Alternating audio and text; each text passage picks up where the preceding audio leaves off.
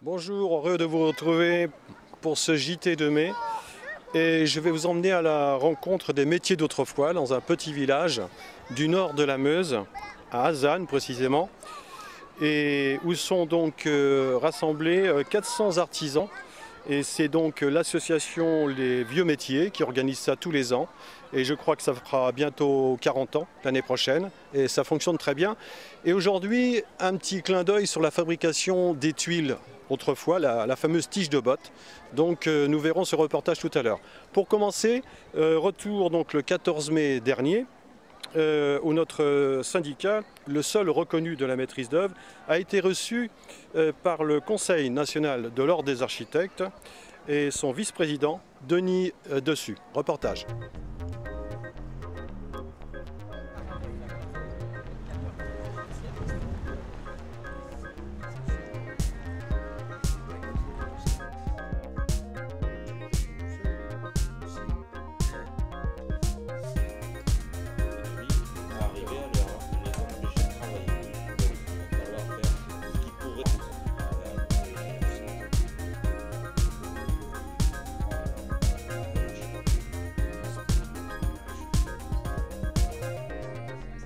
Une adhésion volontaire?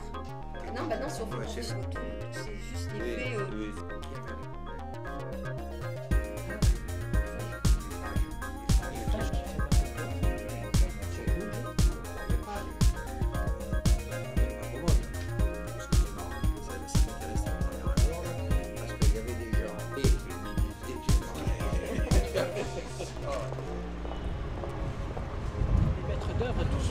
Ensemble, hein. Aussi bien les architectes que les maîtres d'œuvre. Hein. Donc on avait la même déontologie et en tant que professionnel. Hein. Et que l'encourager, si tu veux, à ce qu'on continue à échanger,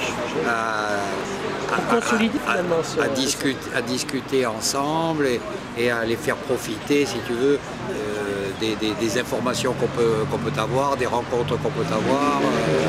Alors que, si tu veux, en finalité, on travaille avec vous, on est dans la maîtrise d'œuvre avec vous et on est concerné pour tout ce qui touche en fait les problèmes, si tu veux, de la maîtrise d'œuvre aujourd'hui. Donc ça c'est très positif de mon point de vue. Donc je suis en train de vous écouter là tous les deux. C'est satisfaisant cet entretien avec notre vice-président de l'Ordre des architectes. Ben moi, pour un premier entretien, en fait, j'étais relativement surpris de la relation qu'avait finalement notre organisation, parce que bon, ils sont prêts à nous écouter et puis à nous suivre, parce qu'on fait partie finalement du même moule. Donc, on parle effectivement d'une profession réglementée. C'est pas l'objet du jour, parce que bon, c'est plus à contresens de ce qu'on demande. Mais par contre, ce qu'on demande, c'est qu'il y a une ligne de conduite, un socle commun qu'on retrouve aussi bien chez les architectes que les maîtres d'œuvre. Et ils sont demandeurs.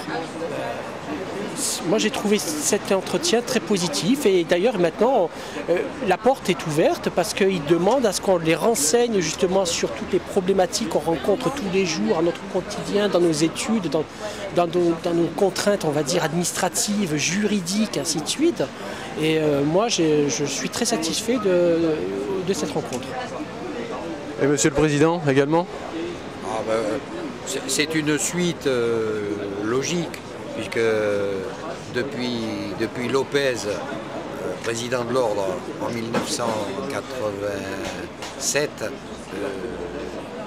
ça n'a fait que s'améliorer, que s'amplifier, et tous les présidents qui se sont succédés ont permis, si tu veux, de faire des avancées ensemble, d'être reconnus, même de traiter pour les plus anciens, de traiter quand même le dossier, finaliser le dossier des détenteurs de récépissés. Et pour ce qui a été dit ce soir, ça s'est très bien passé avec les syndiqués, beaucoup moins bien avec ceux qui ne l'étaient pas.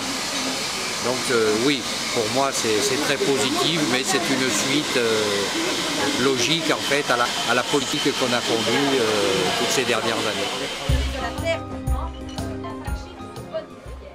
Voilà, donc la tuile était malaxée, pétrie. L'argile était étalée en faisant bien attention qu'il n'y ait pas à l'intérieur de bulles d'air, pas de cailloux, car la tuile aurait risqué d'éclater ou bien de fondre au moment de la cuisson. Pour enlever le surplus d'argile des gabarits, tout le monde connaît le système du fil à couper le beurre.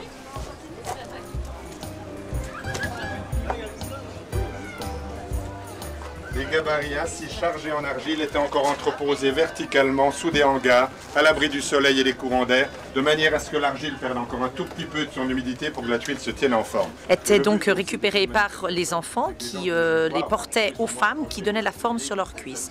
Alors ça, c'était un travail qui se déroulait sur le début du printemps et qui, sur l'ensemble des 10 000 tuiles, 800 tuiles par jour à peu près. Ensuite, la tuile était mise à sécher sur 3 saisons. On la laissait 3 saisons dans un endroit à l'abri du vent et à l'abri du soleil.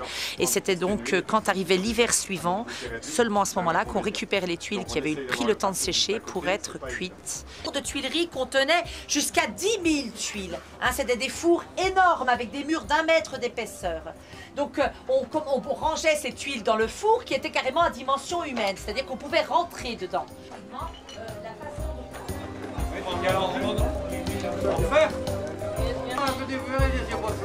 Pour terminer ce JT de mai, deux rappels importants.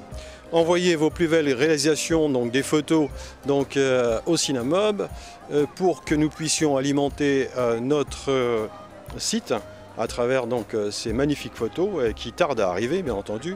Et également donc renvoyer vos dossiers d'inscription pour le congrès de Montpellier. Et là je vous donne rendez-vous à partir du 12 juin à Montpellier pour notre congrès national. À bientôt.